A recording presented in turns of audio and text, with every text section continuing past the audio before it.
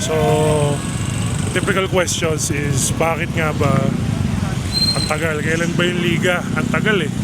Pero, ayun na, malapit na. Hindi ko lang malibigay yung exact na date, pero malapit na. Dito natin gagawin mismo sa plaza.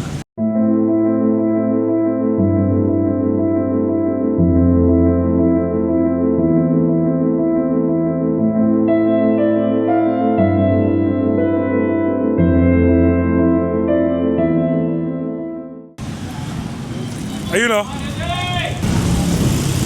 Oh, hello muna sa vlog ko. Yan. Laro kayo? Ayan na, mga original, no? Live ba yan? Live na? Ayan, naka-live na.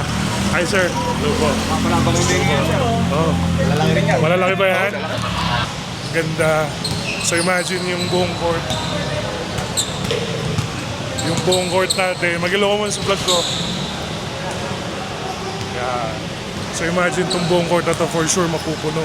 Yan. So galing pa ng Tanzania. So yun yung ano, ito yung maganda rito sa amin sa Silang kasi sa growing community, at the same time dumadayo na yung mga tao dito kasi maganda na yung venue ng court ba na, kumbaga maganda na talaga siya.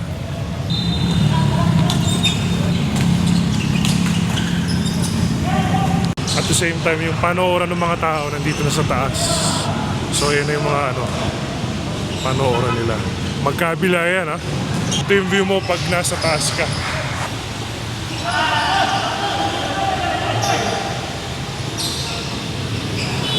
Meron players from Tanza, meron ding players from Mindang. So kumbaga halo-halo, dayo-dayo, which is good.